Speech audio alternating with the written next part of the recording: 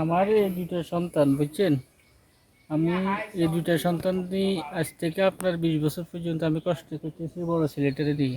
তারপরে আজ থেকে 4-5 বছর পরে এই সন্তানটা হয়েছে, এটা এদের আমি ঢাকা নিউরোসার্জারি অনেক চিকিৎসা করাইছি, অনেক টাকা পয়সা করাইছি।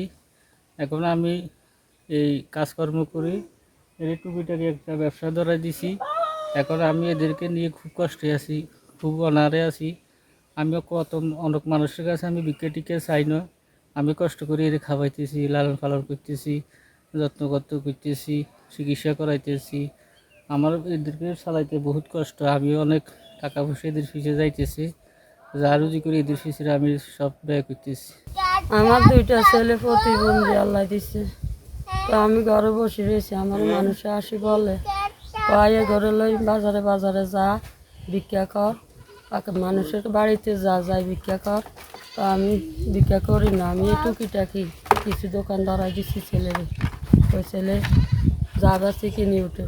আমার স্বামী মাটির কাজ করে, ধানের কাজ করে, দেখতে যা হয় তা করে, এদিকে আমাকে সংসার চলে।